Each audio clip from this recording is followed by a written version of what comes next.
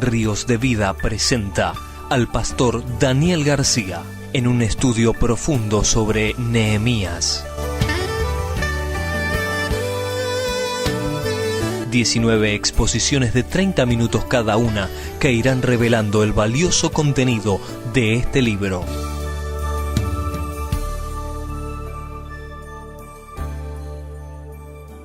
En el primer mensaje hemos hecho una introducción histórica.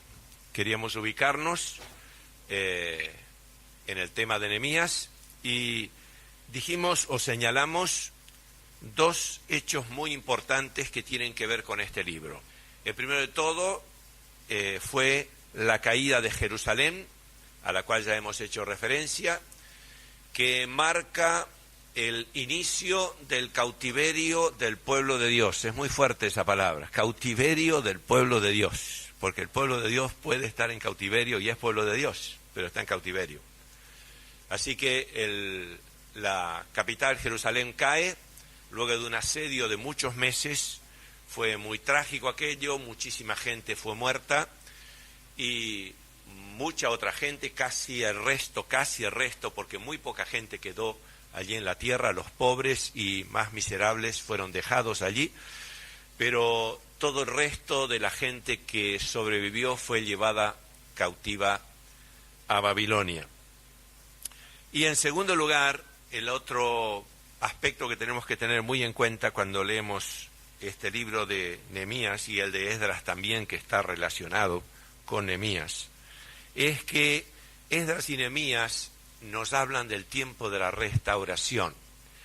Es decir, cuando se han cumplido ya una cantidad de años que ellos han estado en el cautiverio y tienen la oportunidad que Dios les concede y el rey les concede, porque al fin y al cabo el corazón del rey está en las manos de Dios, dice la Biblia, ¿verdad?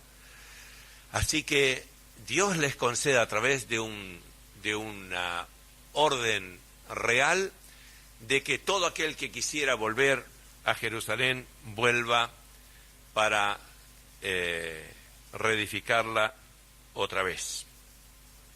Esto en cuanto al marco histórico.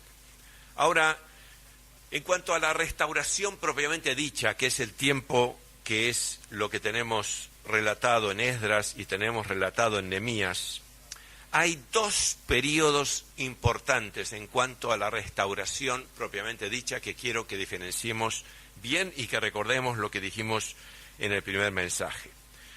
En primer lugar, el primer contingente que vuelve de Babilonia y llega a Jerusalén con un propósito definido, que es reedificar el templo y volver otra vez a los sacrificios que estaban interrumpidos. El segundo acontecimiento que tiene que ver, o asunto que tiene que ver con el tiempo de la restauración, está relatado especialmente en Nehemías y se refiere a la llegada de Esdras y de Nehemías, que vinieron en fechas distintas, pero no sabemos exactamente quién vino antes, pero sí que vinieron en fechas distintas, pero también que la parte principal de su ministerio la hicieron juntamente Esdras y Nehemías, y que vienen a Jerusalén alrededor de 70 años después que Zorobabel, el primer contingente. Está claro esto, ¿verdad? Porque si no no vamos a tener claro las distintas escrituras que vamos a ir leyendo. El propósito principal de esta venida de Esdras y de Nehemías, entre otros muchos propósitos, el propósito de más significado es que ellos vinieron para reedificar los muros. Por lo tanto, el primer contingente vino con un propósito que era reedificar el templo. El segundo contingente, si podemos llamarle así, la segunda venida, que está representada por las venidas de Esdras, Nehemías y aquellos que le acompañaron, vinieron con el propósito principal de reedificar los muros de la ciudad. Ahora, todo esto ya lo esbozamos en el primer mensaje, pero ahora quiero dejarlo ya definitivamente aclarado. Tiene un profundo significado espiritual para nosotros. Y decimos que esto es totalmente válido. El Nuevo Testamento nos avala, nos habla de que aquellas cosas que sucedieron en el Antiguo Testamento han sido escritas para nosotros. Yo no tengo ahora el texto, pero hay un texto del apóstol Pablo en que dice que estas cosas han sido escritas para nosotros. Así que no solamente tenemos el derecho, sino el deber de ver estas cosas y el significado espiritual que estas cosas tienen. Las cosas no vienen porque sí, las cosas no vienen ni por la casualidad ni por la suerte. Nosotros sabemos que tenemos un Dios que este mismo día en el culto hemos proclamado que es soberano y que es Señor y que dirige las cosas a un propósito final. No estamos en este mundo perdidos, gracias a Dios. Estamos con un propósito, estamos por un tiempo determinado, Dios nos ha puesto en una circunstancia determinada, nos podemos quejar o no nos podemos quejar de la circunstancia que nos toca vivir, pero al fin y al cabo es la que el Señor, con la cual el Señor nos ha envuelto, y en ella tenemos que glorificar a Dios y cumplir con los propósitos altos que Dios tiene aún para este mundo que está lleno de confusión y que realmente mirado con los ojos humanos es inentendible, pobre mundo, es inentendible. Pero para aquellos que creemos en Dios, que tenemos a Cristo en el corazón, este mundo tiene un propósito altísimo que se va a cumplir, caiga quien caiga, pese a quien le pese, porque Jesucristo es Señor de todos. Amén, gloria a su nombre. Ahora, la lección principal que nos deja, no la caída de Jerusalén, que tiene su propia lección y dijimos que íbamos a dejar de lado, pero la lección principal que nos deja el periodo de la restauración es que la iglesia del Señor está necesitada de una gran restauración. Y la iglesia del Señor somos nosotros, los cristianos, de todo el mundo, bajo el nombre que sea, con tal que hayamos creído en nuestro Señor Jesucristo y hayamos sido salvos por la obra de la cruz del Calvario. No importa dónde estemos, no importa el grupo al cual pertenezcamos, pertenecemos a Cristo, somos su pueblo y por lo tanto necesitados de ser restaurados. ¿Por qué decimos restaurados? Porque no estamos bien como iglesia del Señor. No hace falta que yo explique mucho que no estamos bien como iglesia del Señor. Ni estamos refiriéndonos concretamente a esta iglesia o a alguna otra iglesia que puede estar pasando un buen momento. Estamos hablando de toda la iglesia del Señor. Hay muchos problemas en la iglesia del Señor. Algunos descubren cuando entran en la iglesia que hay problemas. Vaya descubrimiento, hay problemas en la iglesia del Señor. La iglesia está luchando todavía contra muchos adversarios. Y contra el adversario más grande que lo tenemos adentro de nosotros mismos, nuestro viejo hombre que habla el apóstol Pablo, que es el adversario de quien menos se habla. Se habla mucho de Satanás, de sus huestes, de su poder, y no se habla de ese otro enemigo que tenemos adentro de nuestros miembros, que dice el apóstol Pablo, que me lleva cautivo a la ley del pecado y de la muerte. ¿Se acuerdan ese capítulo tremendo de Romanos del apóstol Pablo donde habla, miserable hombre de mí, pero al mismo tiempo gracias doy a Dios por Jesucristo, Señor nuestro, que me ha librado de la ley del pecado y de la muerte? Pero la iglesia tiene problemas. La iglesia está profundamente dividida. Y esto lo podemos ver por la cantidad enorme de congregaciones que hay, pero no es tanto esto lo que marca la división. Se puede pertenecer a una congregación, de hecho, y estar unido a otras congregaciones, como Dios lo manda. Pero se ha usado esas congregaciones un poco la una contra la otra. Muchas de las congregaciones han nacido, a veces dicen, por diferencias doctrinales. Y la realidad, cuando pasan los años, uno mira fríamente cuando el acaloramiento ha pasado y uno se ha podido tranquilizar y analiza la situación y ver que en lugar de diferencias doctrinales eran cuestiones personales, que no tienen nada que ver con el reino de Dios. Sí tienen que ver esas cuestiones personales con nuestro viejo hombre, con nuestro yo, del cual estuvimos hablando recién y que tenemos que tener en cuenta precisamente para enviarlo al único lugar donde tenemos que enviar ese viejo hombre cada día, y que es: con Cristo estoy juntamente crucificado, y vivo no ya yo, sino que vive Cristo en mí. Cuando el viejo hombre quiere ordenar nuestra vida, cuando el viejo hombre quiere salir con una de las suyas, acordarnos de Gálatas 2:20, ¿verdad? Con Cristo estoy juntamente crucificado, y me voy a refrenar, y voy a dejar lugar al Espíritu Santo en mi vida. Y podré caminar en el Espíritu, en Dios, como hacía el apóstol Pablo, a pesar de tener ese viejo hombre tan horrendo adentro suyo, un cuerpo de muerte que llevaba con él. Sin embargo, no lo vemos funcionar carnalmente, lo vemos funcionar espiritualmente, porque para él era una verdad que con Cristo estaba juntamente crucificado. Y cuando le subía la sangre, y cuando le subía la presión, y cuando tenía ganas de decir una de aquellas verdades que destruyen a otro, decía: pero con Cristo estoy juntamente crucificado. Saulo de Tarso, quédate quieto, estás crucificado, deja a Jesucristo que hable. Y su vida fue una vida preciosa, y un ejemplo para nosotros, como también nosotros podemos vivir para la gloria del Señor. Yo no quiero decir de que porque hay dificultades en la iglesia no se manifiesta la obra y el poder de Dios. En una oportunidad hemos dado un mensaje sobre lo que ven nuestros ojos y lo que ve Dios, cómo vemos nosotros la iglesia y cómo la ve Dios, y es totalmente distinta.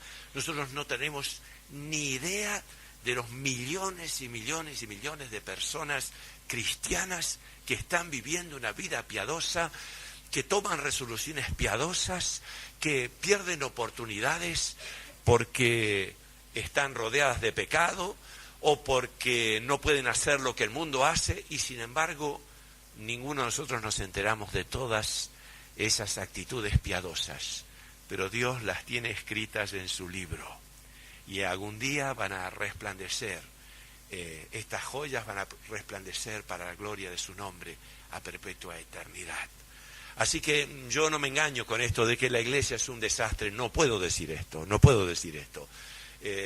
Recordamos aquel episodio de Elías, cuando estaba tan desanimado y dijo: Dios mío, a tus profetas han muerto, he quedado yo solo, no merece la pena, llévame porque es inútil que esté aquí en la tierra. Y la divina respuesta le dice: escucha, Elías, un momentito, hay 7.000 que no han doblado sus rodillas, solo que tú no te has enterado, porque el que es el Señor está en el cielo. Nosotros los cristianos no vemos todos los corazones que pertenecen al Señor, todas las joyas que el Señor tiene en la tierra. A veces uno descubre una, descubre otra y se anima. Hay millones y millones y millones. Bendito sea Dios. Pero evidentemente la iglesia del Señor necesita ser restaurada. Ha vivido, aún como iglesia del Señor, ha vivido en la tierra días de gloria que ha perdido. Hechos de los Apóstoles, capítulo 2, 3, 4, 5, siga leyendo Hechos de los Apóstoles y va a ver, ahora habremos de ver algunos textos que nos muestran la gloria de esa iglesia del Señor. Pero Dios ha dicho que va a restaurar a su iglesia. Es una buena noticia. Usted sabe que no todos los cristianos creen que Dios va a restaurar a la iglesia. Algunos usan Lucas 8, 18 negativamente. Allí dice: pero cuando venga el Hijo del Hombre, ¿hallará fe en la tierra? Yo lo he escuchado personalmente decir a muchos hermanos: y son los últimos tiempos, hermanos, por eso mis hijos están en el mundo, por eso no viene nadie al culto de oración, por eso los jóvenes no vienen a la iglesia a dar culto al Señor. No estamos de acuerdo con eso para nada, absolutamente para nada. El problema de la iglesia es otro. Esa pregunta del Señor: cuando el Hijo del Hombre viniere, ¿hallará fe en la tierra?, no habla de la decadencia de la iglesia. No quiere decir que habrá, quién sabe si habrá algunos cristianos cuando venga Jesús a buscar a la iglesia. Sería trágico si el Señor tenía que venir a buscar a la iglesia así. Tendríamos que darle ánimo al Señor, ¿no? ¿No le parece? Tendríamos que darle ánimo al Señor. Señor, ánimo, que todavía puede ser que haya algún cristiano, porque tú has perdido la batalla en la tierra. Está bien, en la cruz fue tremenda la victoria, pero nadie te ha seguido. Ves que con los siglos una iglesia primitiva extraordinaria se fue destiñendo, se fue perdiendo, y ahora que tú vienes a buscar vas a encontrar 2 o 3 y te los llevarás. ¿Usted cree que es así lo que dice la Biblia? Honestamente, ¿usted ha leído la Biblia? No dice eso la Biblia. Dios va a restaurar a su iglesia. De lo que se trata este versículo, si hallará fe en la tierra, está preguntando el Señor si habrá todavía fe en el mundo, no en el pueblo de Dios. Usted ve que el mundo está cada vez más descarado, cada vez más atrevido, cada vez da un pasito más adelante, cada vez un pasito más adelante. Mire los medios de comunicación, mire la osadía con que se peca ahora, mire la libertad con que se habla de pecados que en otro tiempo la gente se avergonzaba, ahora se habla públicamente y se justifica que lo hagan, porque los rastros de fe que quedaban sobre la humanidad se están perdiendo y es posible que lleguen los días en que no haya más fe en la tierra. Yo me siento tentado a extenderme un poco en este tema, pero el hermano Joe McDowell tiene un libro muy interesante sobre el comportamiento de la juventud, de los adolescentes y de los jóvenes en Estados Unidos, que, dicho sea de paso, merece la pena leerlo. Son datos concretos, son datos muy serios que él ha recogido de la juventud y el camino pernicioso que en su gran mayoría ha encarado.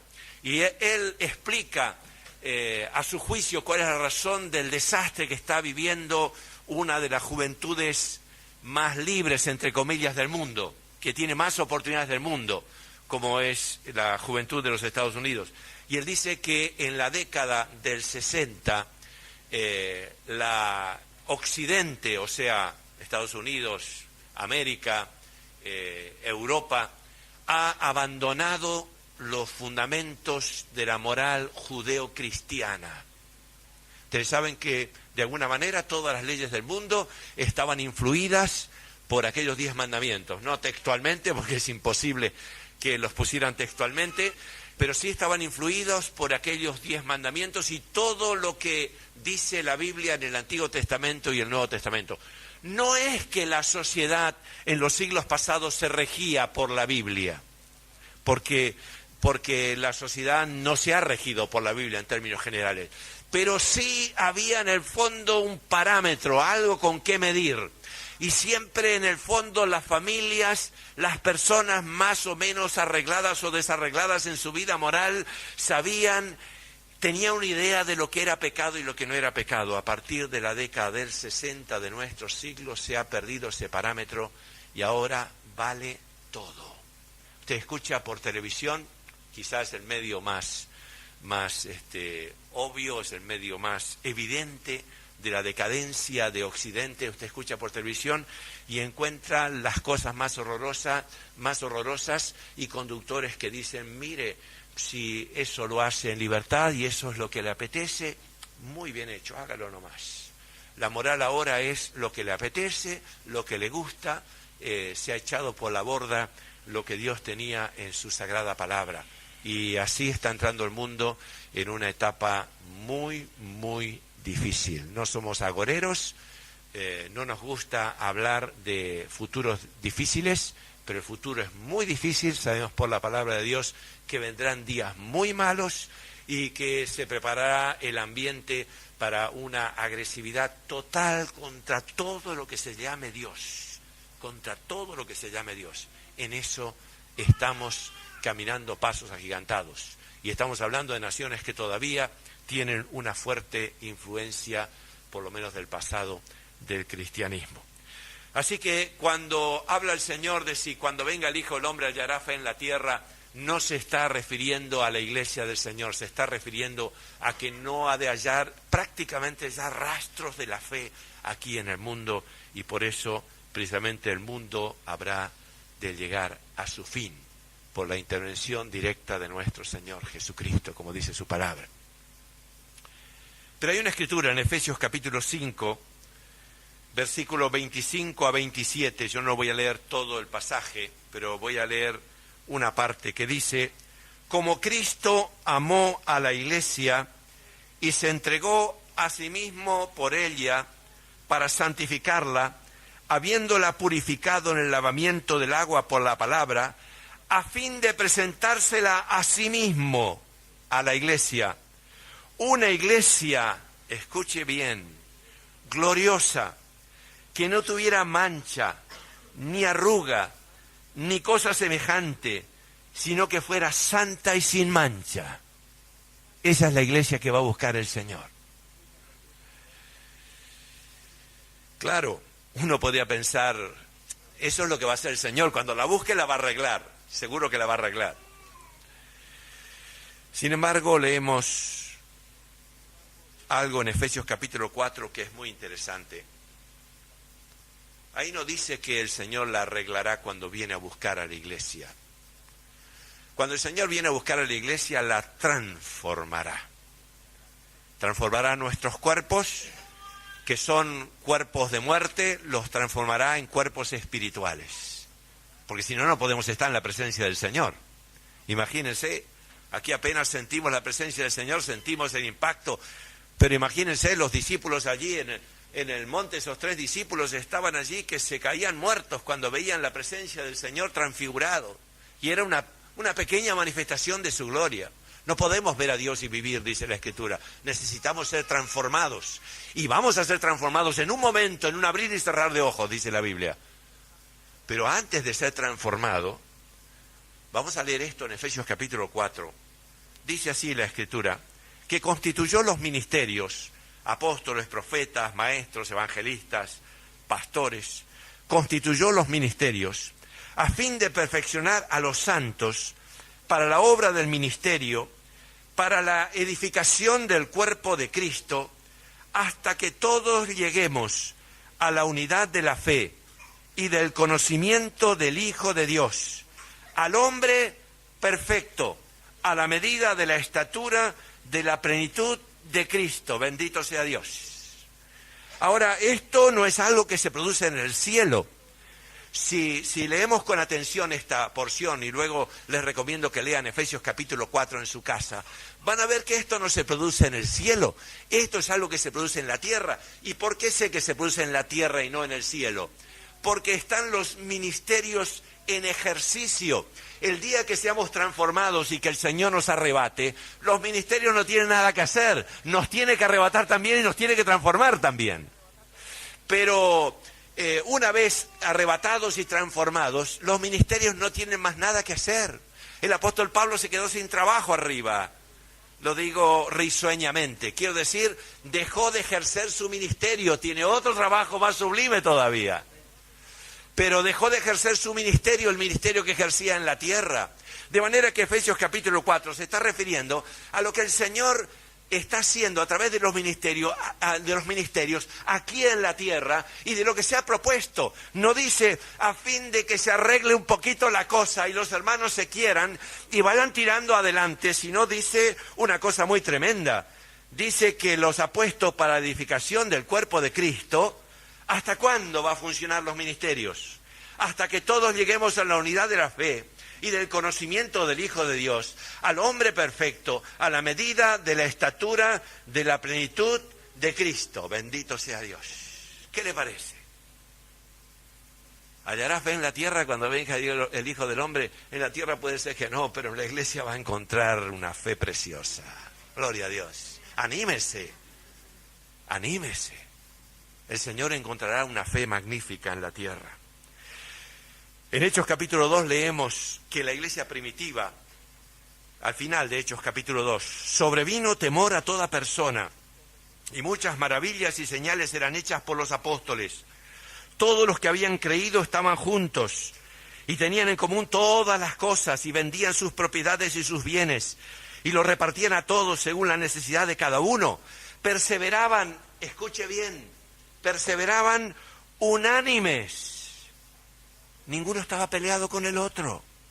Perseveraban unánimes cada día en el templo, partiendo el pan en las casas, comían juntos con alegría y sencillez de corazón, alabando a Dios y teniendo favor con todo el pueblo. El Señor añadía cada día a la iglesia los que habían de ser salvos. Gloria a su nombre. Y sigue diciendo Hechos 4, 32 a 35. Rescato solamente una frase. La multitud, Hechos capítulo 4, versículo 32, la multitud de los que había creído era de un corazón y un alma. De un corazón y un alma. Gloria a Dios. Está acá en la Biblia. Lo vivió ese pueblo. Y mis hermanos, no eran 10 personas, ni 15, ni 25. Eran miles. Miles de hermanos que vivían con un solo corazón y una sola alma. Yo recomiendo que lea estos pasajes de Hechos para que crea, esta es la iglesia de Dios. Esto es de donde ha caído la iglesia de Dios. ¿Qué ha pasado con la iglesia del Señor? ¿Qué ha pasado? Ha ido en cautividad la iglesia del Señor.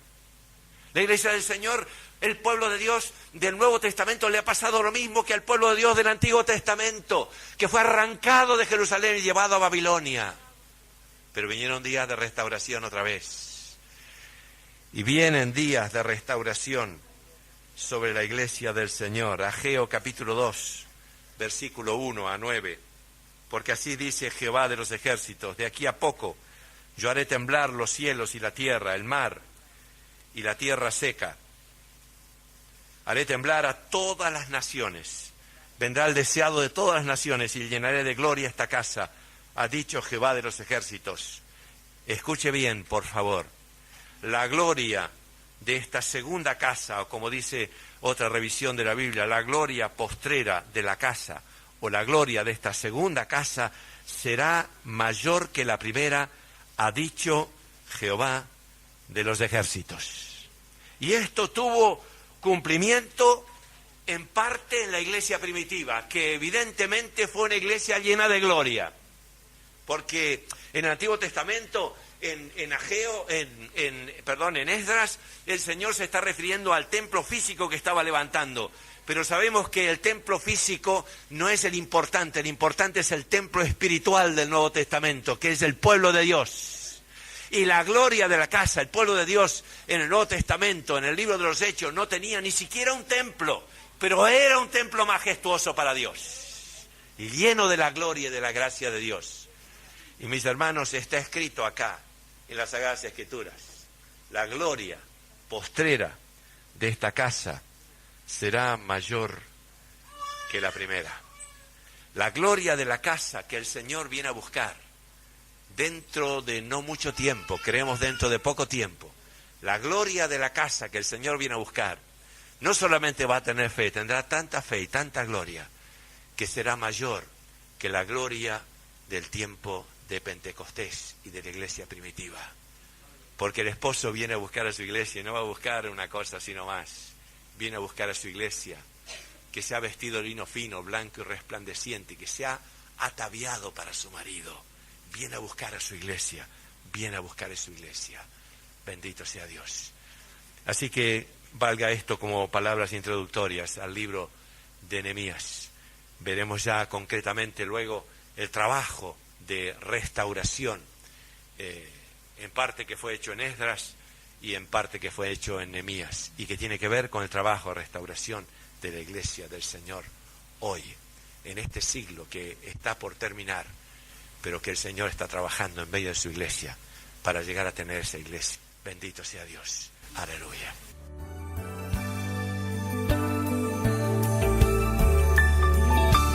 Presentó al pastor Daniel García en esta exposición del libro de Nehemías, Ríos de Vida.